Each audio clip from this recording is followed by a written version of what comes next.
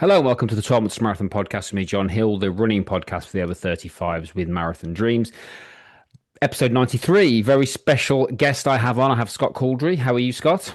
Yeah, not too bad, thank you. Good man. I'll just give you a bit of background on Scott. So Scott, as we record, this is a couple of weeks removed from finishing the Brighton Marathon here in the UK. His first marathon. I've worked with Scott for about 12 months in my coaching program, and I wanted to get Scott on today to hear his story because it's got some good layers to it, and I think it will inspire and motivate a few people out there to take the step. So Scott, how are you feeling after the marathon? It's a couple of weeks removed now, nearly 3 weeks removed. How are you? How are you feeling overall? Yeah, really good. Really pleased with the accomplishment. And yeah, I'd say it's taken me a bit more out of me than I was expecting. It was a lot Yeah. harder than I was expecting, but yeah, recovering well. And yeah, really enjoyed the privilege to be able to do it, really. Good man. So, first question for me, really, just for the listeners, is to talk me through kind of your journey in the running space and overall, really. So, the overall journey of sort of, how did you get into running? What did your running look like before? And just yeah, just sort of open book in that sense. Yeah, sure. So I used to run when I was a teenager with the school and things like that, as most people. Then sort of fell out of love with running. Sort of grew up a little bit, started going out and Yeah, socializing a bit more in yeah, other ways that wasn't quite so healthy. yeah.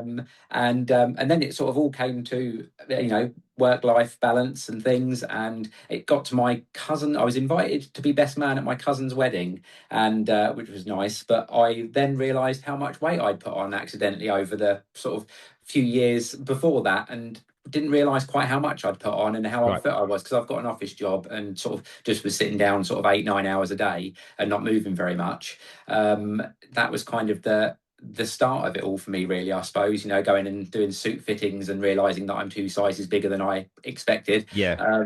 And that was what sort of made me start thinking about the best way to sort of lose weight. Now, I like my food. I've tried dieting in the past alone, and that worked to a point, but I found that very slow.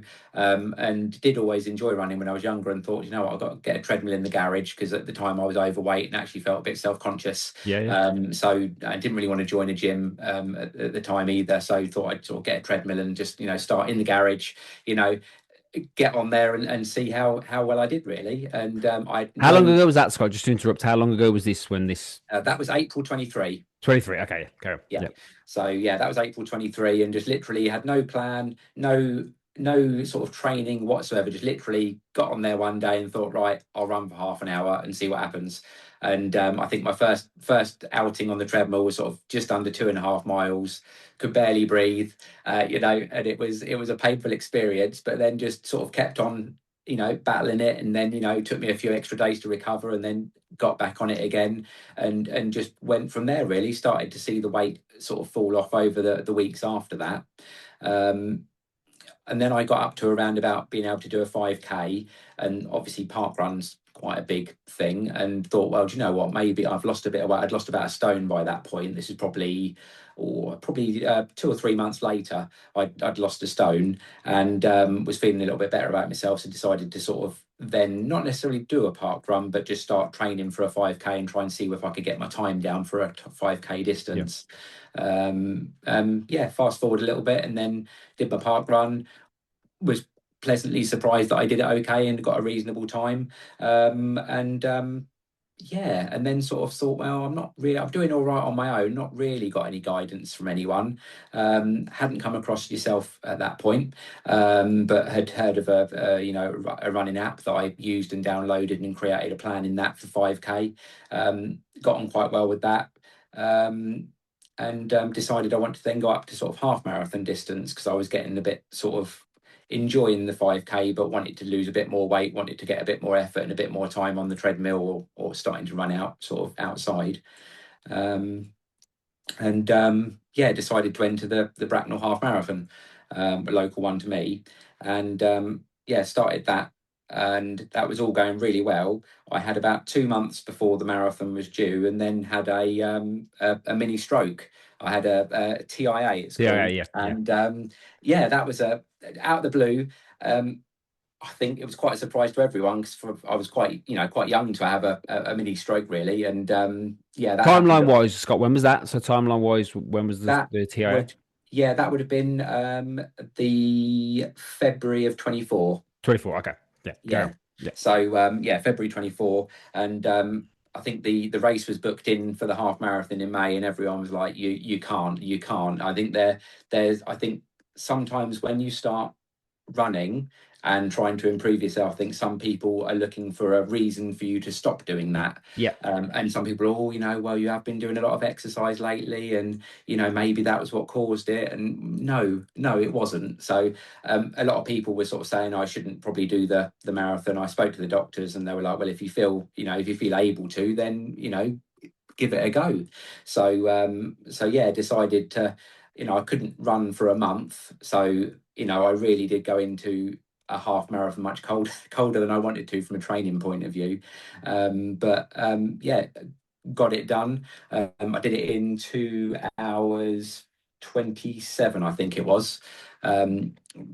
Really wasn't prepared, hadn't done the training, didn't really know about fueling, didn't really take on enough hydration.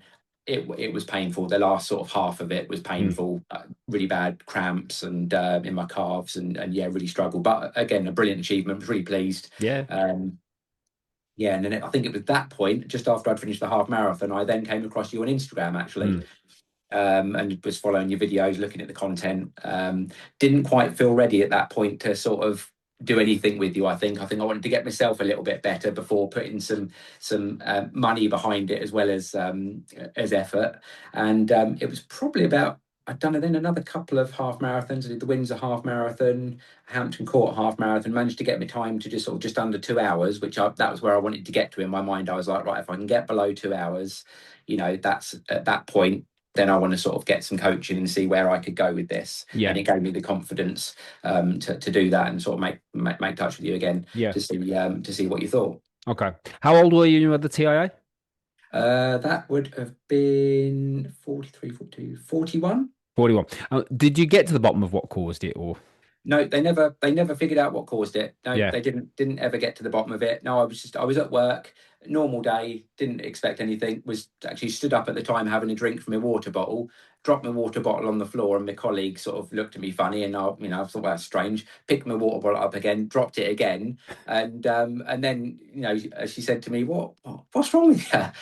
and and then at that point, I lost the ability to speak properly, and I couldn't actually say what was going on, and I had to sit down because I had quite a lot of weakness on one side. Yeah. And yeah, then all kicked off from there. Really, that just completely out of the blue. I was unwell for not long, probably 15 minutes of not really knowing what was going on, and then sort of came round after that. And yeah, and then just a very slow sort of 4 weeks of improvements after that. Yeah. And was there any with that? Did the doctor say there was any sort of precautions you needed to take? Was there a hereditary element? Was there anything at all? It was just random, or? Absolutely, completely out of the blue and Okay. random. Yeah, they Right. didn't they Okay. didn't end up sort of figuring out what was wrong with it. Unfortunately, you're more likely to have another one if you've had one. Okay. But I'm not sort of one to let that worry me too much. So I think you can restrict yourself a lot of ways in life, but I think if you're feeling well enough, then I think you've got to go for it, haven't Yeah. you, while you Absolutely. can, really. Yeah. So your weight loss journey, you would have started that what when you were 40, or just if I'm yeah. Yeah, I would have started that about 40. Yeah, Yeah. Okay. And how much did you lose on the weight loss side? 3 stone. Okay. From top to bottom. Yeah. From Okay. top to bottom, yeah, to as we Brilliant. sort of speak now, with after work I've done with you as well and things. So yeah, 3 stone. So it made a massive difference to how I feel mental health wise as well. That was another benefit, I think, to starting running as well. Sort of a bit of time out of the office and on my own and in my own head. I think it gave Yeah. me a little bit of freedom actually to get a bit of space in my mind, and that's certainly one of the reasons that I continue to run today. Okay. Mental health. Yeah.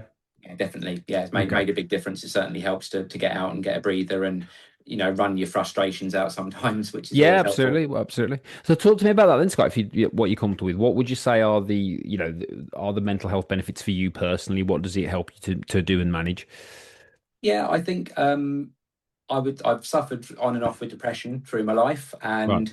and I think the weight loss side of things wasn't helping. I think the losing the weight obviously gave me a lot more confidence. I think I felt I had a bit more of a purpose. I very much worked and only worked. A young family as well, so there's family life to contend with getting that into your working day, and after work. But I think it for me it was just, yeah, going out and running gave me the time to think and plan, and it made me less frustrated. And I think the feeling less depressed because I was able to sort of do something with that sort of pent up energy at the end of the day, from sitting down at an office or on the back of a bad phone call or a difficult situation at work. It was just a little bit of freedom, I think. Yeah. Okay.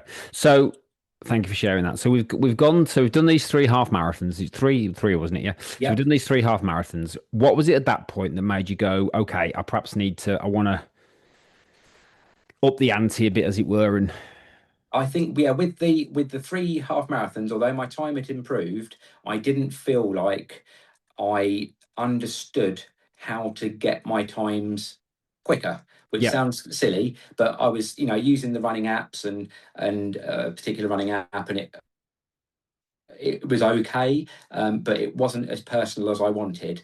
right, I don't think it was tailored to me specifically enough, really. I found that some of those training sessions that I assume maybe even AI, puts in, they were too hard. And I found myself not enjoying the running because I okay, felt like I wasn't achieving the right amount of training. I wasn't, meeting the pace targets, and that start made me sort of not enjoy it quite as much, I think. And I felt like I was falling behind and I wasn't meeting the targets that I needed to. And that then had a detrimental effect on how I felt about running. And that's why I then sort of, well, actually, maybe I do need to speak to someone. okay. And how did we get to a place where you thought I want to do a marathon? Um, My dad was into running when he was much younger and still with us, and he never got the chance to do a marathon. And I made the decision on the 12th anniversary of his death was the day that I actually contacted you.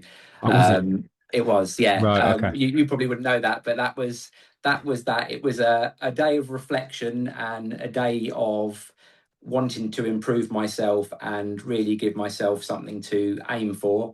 And I think that day was the day I thought, well, if the journey's going to start, today would be a good day to start that journey. And that was then by that point, I think the second time I might have reached out to you after I worked on getting my time down on the half marathon side of Yeah. things.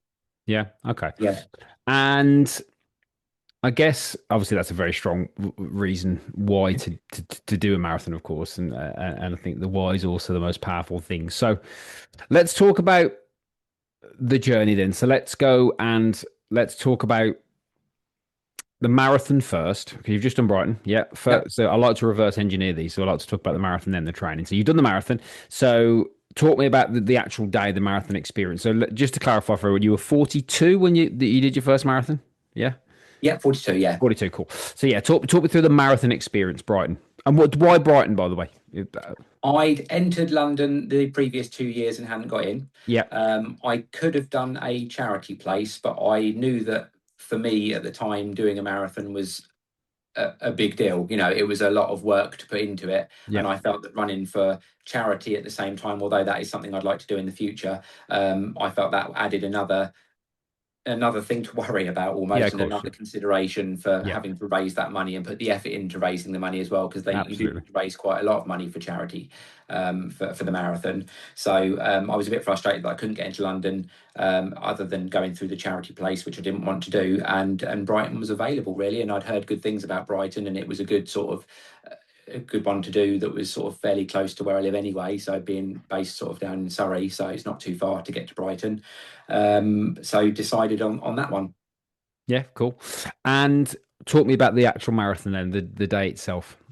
The day itself, yeah, me and my partner stayed in Brighton a couple of days before as well, because I wanted to be down there and not worry about getting there on the day. I like to be as organised as possible, so it was important to me to already be down there and familiar with the area.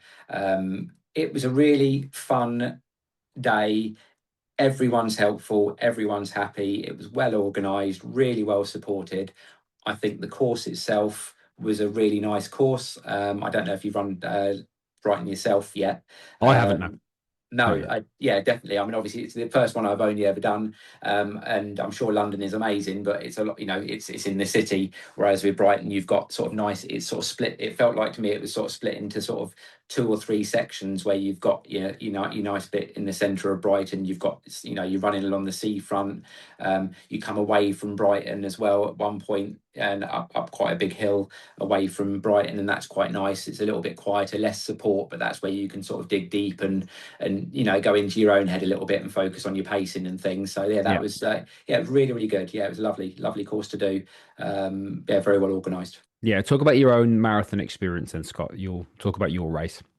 My race, yeah, I was pleased with the training that I'd done. I made a real good effort with yourself to get all of the training runs in. I felt prepared, which I was really happy about. It's exactly how I wanted to go into the marathon. I didn't want to be feeling undertrained. I went in, I knew I'd done 3 long runs on the training course with yourself. I think the maximum I'd run up to was 23 miles, which was very hard. It was, but it was doable. The race on the day was in wave 7 out of 8, I think. And the race felt really good. I paced it really well to start with. I was really pleased with the pace. I felt comfortable. I felt relaxed. It was enjoyable. And yeah, really, really got no complaints at all up to sort of half marathon. Again, was sensible with my pacing, even though there was a little bit of elevation. Coped quite well with that. Didn't feel that that put too much fatigue into my legs. Again, felt really confident by that point. And I think we got to sort of mile 16 to 19, started to feel the work, started to, to really feel the burn, if you like, and realised that, there's quite a bit further to go yet. um, was fueling well. That again had no issues with fueling. The day really did go to as much to plan as it possibly could. And I think we got to mile 19 and really started to have to dig deep at that point. I Yeah. did have to go down to a bit of a walk a couple of times between miles 19 and the finish. Yeah, really found it hard. It was a lot hotter as well than I was expecting. I mean, Yeah. obviously, that's the thing with the spring marathons is you're training in the dark. I was doing a lot of Yeah. my runs after work in the evenings as well, so nearly Yeah. always all my runs were at night time. In the rain, in the cold. I think we had snow in this training block as well for us here in the UK. Yeah, to suddenly start running in what was one of the first few hot days of the year where I'd been out for a run came as a bit of a shock. I find that when I run in the heat, my heart rate just creeps up that extra little bit that just pushes that me into a bit more of a level of fatigue. Yeah. So yeah, really struggled with that. But I think you somehow find something towards the end of the race. You get to within sort of, you know, within the finish line and something kicks in and you really sort of push forward. I did have a picture of my dad and a picture of my children in my hand on a little bit of laminate just in my hand for the last 6 miles. I had that in my hand and that was sort of helped me push through and realize that, I am doing it for a reason. Other than the health benefits of it, I think it was a real good symbol to be able to say that I've done a marathon, really. Awesome. What was your time? It was 4 hours 34. How'd you feel about that? I would have liked to have got 4 hours. Okay. That would be my dream, would be to get a 4 hour under 4 hour marathon, as I think is a lot of people. Yeah. But that said, I am very, very happy with that time. I don't feel that I took any shortcuts. I did the training that I needed to. Yeah. I went into it as best as I possibly could. The race really couldn't have gone much better for me. We can't control everything. The weather's going to be what the weather's going to be. Absolutely. Yeah. I'm really pleased with that. If I'd have got under 4 hours, it might have been the only marathon I ever did. But I think now I feel like that I've got a little bit of, That's it. a little bit of time to make up, and I do think that it's there. I think with Good. another training block that we can get there and shave a bit more off that time. Yeah, Good. definitely. What would you say then to, like, for example, a first time marathoner when they, I guess you talked about something really important there for me, which is that bit when you hit that bit where you can't, even as a coach, there's not much you can prepare people as best as you can, but I think dealing with that bit 19 to say 24-ish roughly is normally when it gets people because you're in that Yes. sort of in the hurt locker, as it were. What would you say to sort of a first time marathoner, maybe similar to yourself in a similar position, who is going to he wants to do a run like that? What would you say to them about how do you deal with that? How do you deal with that fatigue?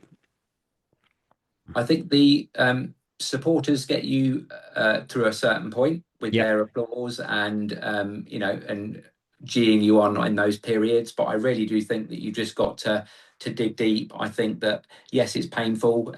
Yes, it's hard, but every step is one step in front of another and gets you that bit closer to the finish line, really. And Yeah. actually, yes, you would like to be jogging or running constantly, but if you do need to stop at the water station and take a bit of a few seconds to just get your heart rate back under control, that it's perfectly doable. And like, Yeah.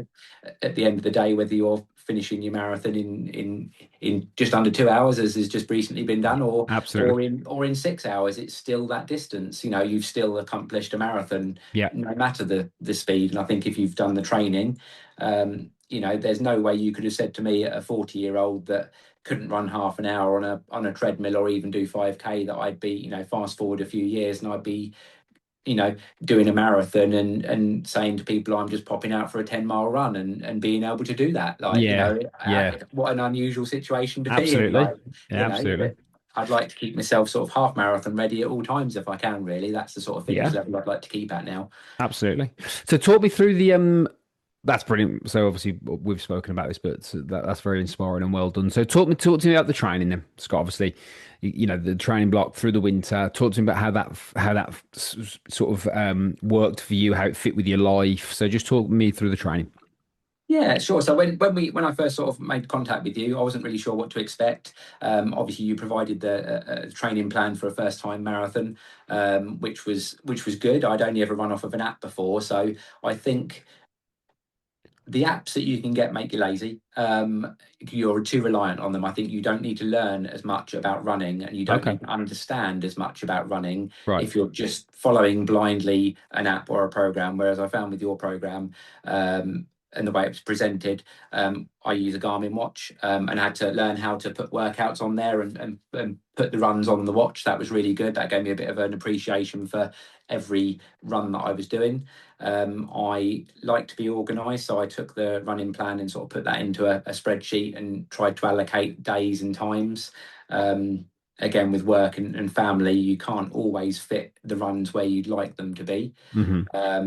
And I think the support was good, from the community with you, and the WhatsApp groups that we've got from chatting to each other. Yeah.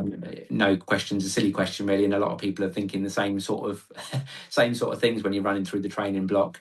I think it gave me a better understanding of the reasons why there are certain runs within a training plan, the long runs, the tempo sessions, intervals, things like that, and that they do all build up, and that, we're speaking to you, that, one bad run doesn't really matter. It's part of the plan and part of the training, and you're going to get those days where you do a run that you could have done a week ago and it felt fine, and this week for some reason it didn't feel good, or it was Mm. a bad day. So it's a lot to fit in to train for a marathon, but I think it got me there. It got me to where I needed to be.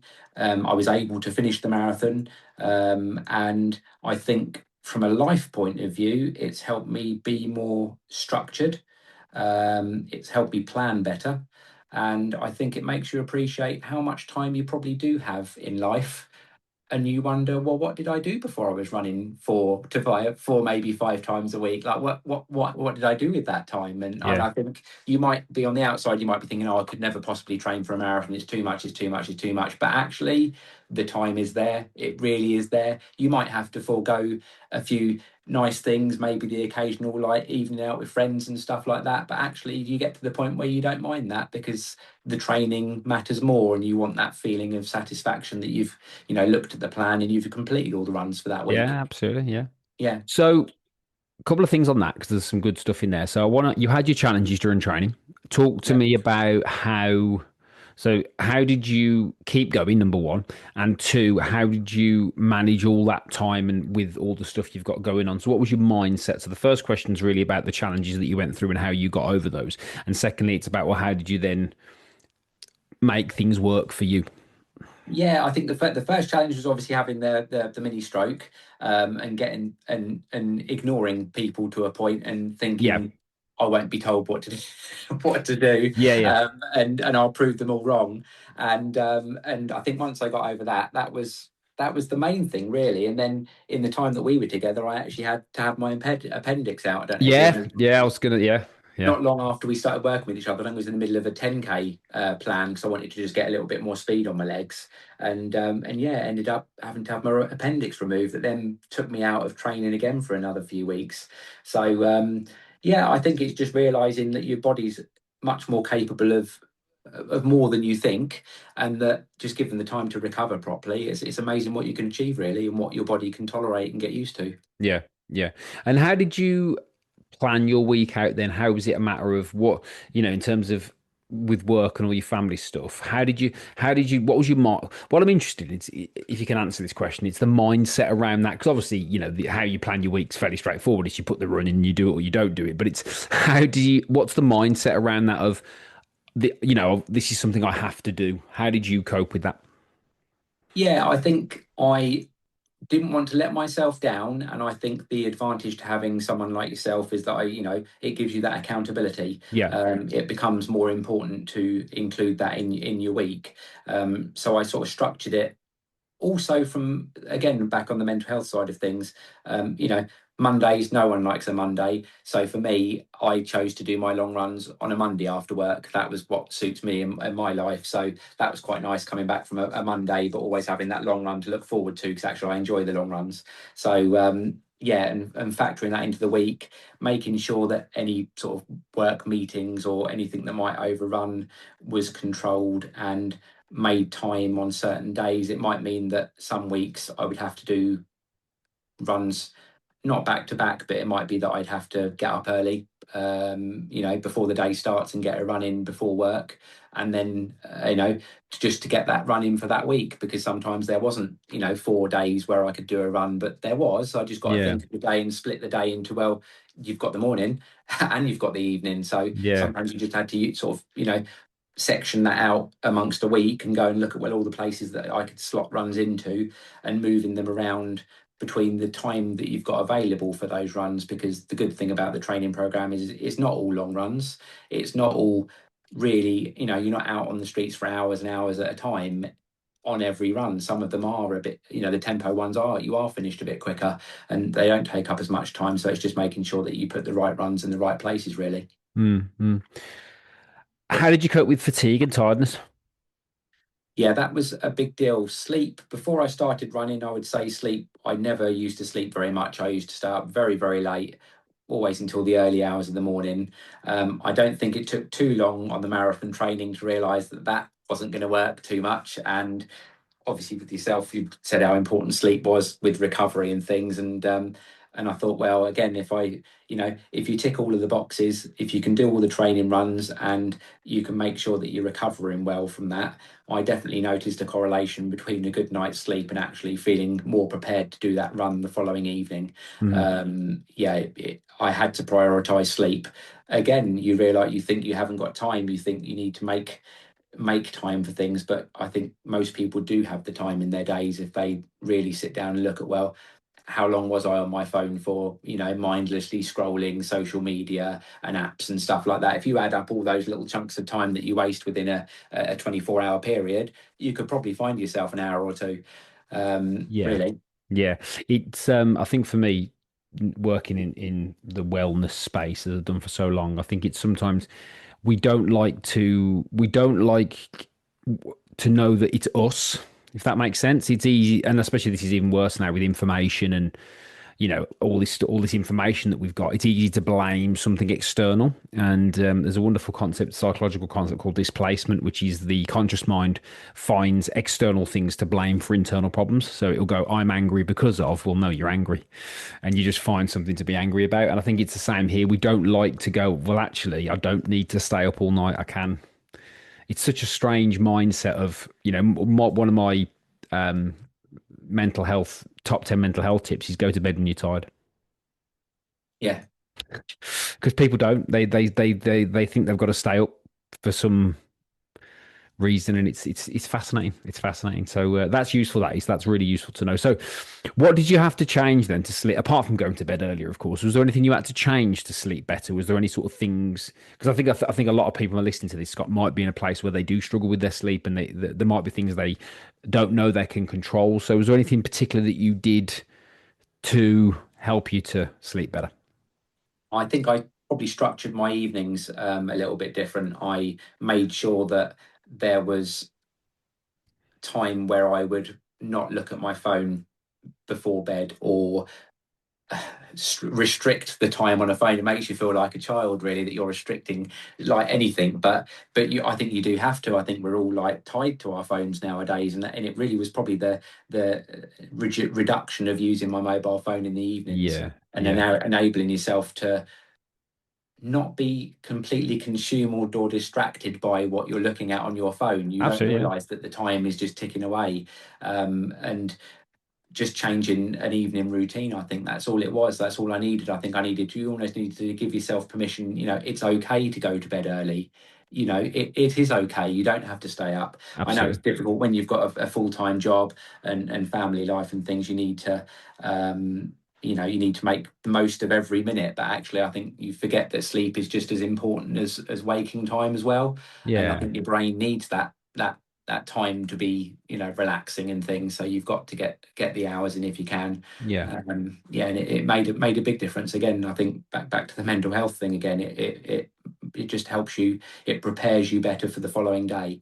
You're yes. not always catching up. You feel more able to deal with the general day-to-day struggles, if you like. Yeah, absolutely. I mean, it's hard because I think nobody ever likes the more holier than thou shtick. Nobody likes that one. And I think there's two things to sound that. I think the first thing is if you're 35, 40, you haven't got that luxury anymore. You can't, you sleep, you need to recover, particularly if you want to go into a marathon space. You haven't got that luxury. And I think, secondly, it's like the stuff that you can do is so simple. It's so simple. It's not like you have to be complicated. You don't have to exercise a lot. It's just like literally, if most people just didn't drink caffeine after 1 o'clock and then stop looking at the phone half hour before bed, their sleep would incrementally improve. Because if you do want me to give you some tips, the blue screen on your phone is said to decrease melatonin production by up to 50%. And not only will that stop you going to sleep, but then some people go, "Well, I sleep fine." Well, then it will interrupt your actual sleep. So you might go to sleep, but then your sleep will be interrupted. So yeah, those two things alone will incrementally make a difference. So fair play to you for acknowledging that and fixing it. And obviously, you've seen the benefits. So final couple of questions from me, Scott, that I always ask everybody. So the first question, you've touched on this a little bit already, but I want to sort of get the in-depth answer. So somebody's listening to this, 40 years old, say, man, potentially similar situation to yourself, is thinking, right, I want to maybe lose a bit of weight, run a marathon, but I don't think it's possible for me. What would you say to them? I would say I thought exactly the same thing. um, you're no different to anyone else. I think your body is an amazing thing, and you've just got to just start somehow, whether that be going for a walk after work for half an hour. Literally doesn't have to be, you're not going from day one, doing nothing, to suddenly jumping out and running for like 3 hours after work, or before work in the morning and things. It's a gradual process. You can start right at the beginning, and like I have the 5K, the 10K, the half marathon, and build it up. And actually, they're all very different mini journeys into getting to a marathon. I've Mm, enjoyed I've enjoyed the journey to get to where we are today, to being able to say I've done a marathon. And yes, it's a lot of work, but it's so rewarding to be able to say that you've done it, and it is definitely puts a structure in your life that helps with other areas of your life, whether yeah, that be with the combination of losing weight, eating healthier, because actually that also helps improve on the running side of things. So yeah. there are benefits to that. Don't get me wrong, you're doing more exercise, there are benefits. You can eat more as well, to a point, You within can to a reason. point, yeah, yeah, Yeah, so that helps. And yeah, yeah, it's possible. It really is. And I think I am a very competitive person by nature, and I think it's very easy to compete against others. But what I've enjoyed and what I've done my best and still try to do, is every now and again remind yourself that you're only really competing against yourself. yeah, You do that first time, and then you've only really got yourself to improve upon. yeah, And it's much more pleasant to compete against yourself than it is against someone else. absolutely. So especially when you get sort of over 40, and you're not a 20-year-old anymore, and things do take longer, and recovery is important. I think that's probably the other thing that I've learned sort of working with you, is that the recovery is as important as the running. When I was using a running app before, I was running as hard as possible, nearly all the time it felt, not recovering and just really struggling. And it's amazing what a difference a recovery day when you need it really improves your running. Absolutely. And the speeds that you can run out and the length of time that you can run for. Yeah, recovery. I think I've appreciated recovery is much more important than I'd ever sort of considered, really. Yeah, yeah, absolutely. Thank you for that. Yeah, it is. I mean, recoveries, I think it's one of those. It's like there's another wonderful expression, which is when you don't know what you want, the default is always more. And I Yeah, think with running, people go more, more, more, more, more. And it's like one of the biggest challenges I have as a coach is reining people in. A lot sometimes it's not telling them to do more, it's actually pulling them back and saying you're running too fast all the time. And it's an easy trap to fall into. So, my final question, philosophical question that I ask everybody is how's this whole experience changed you, Scott? it's made me appreciate the mental health benefits of running. Yep. I think it's improved my organisational skills. It has given me more of a purpose, I think. It it gives me something to look forward to and it gives me something to aim for. And I think as you get older, you know, your fitness is going to become harder to maintain. But I think with running marathons and long distance and then going back down to the shorter distances, even as short as a 5K, I think it means that you really can run for a very long time in your life and still get a lot of enjoyment out of it, and socialization if you go through to running groups or to a simple park run or to a major event like the Brighton Marathon. I Yeah. don't think there's anything quite like it. It's a very inclusive space, and everyone wants the best for you, really. I think, which is a nice feeling. Yeah. Brilliant. Yeah. Thank you very much. So, what's next for you? What's next for me is I feel like I've still got a better half marathon time in me. What? Because you Um, did your half marathon. Sorry, you did your half marathon PB during your training cycle as well, didn't you? yeah, that's it. So I've got with you, I've got my 10K PB, my half PB, and obviously my first First marathon. marathon. What was your 10K? 10K was 53:54. Nice. And your half. I remember this Half was 1:55. That was that the was Christmas Day actually one? that was no, that was Farnborough in the end. I did Oh, the was it? Farnborough. Okay. I did do a Christmas Day one. That was Yeah. at the time the PB, but then I then Yeah. PB'd Okay. again. For the 155. Um, Brilliant. because that was during the marathon training. There was one of the weeks had a 13-mile run on it, so I then sort of moved things around slightly to enable Yeah. me to do a half marathon within the training block, and yeah, and it was a PB. Yeah. Even though I wasn't training for a half marathon, just the natural progression of my running and the speeds and things meant that we could get another PB in there, which was brilliant. Awesome. So you want to get a better half marathon time. What do you think's possible? You don't mind me asking what do you think's Um, from a I'd half? like to get another 10 minutes off of that and get down to a 1:45 if I Okay. could from Good. Yeah, 1:55. good. Good. I would be tempted to jump straight back into marathon training until such point as next year, but I just think that that's probably not sensible. I think I want to work on the speed side of things, but keep my health, my health and fitness up to Absolutely. half Yeah. marathon, and then probably will be speaking again in December, thinking right, it's the start of the spring It marathon is. training block again, and I think that's that I'd like to do another marathon next year. Love to get into London, like most people I've entered.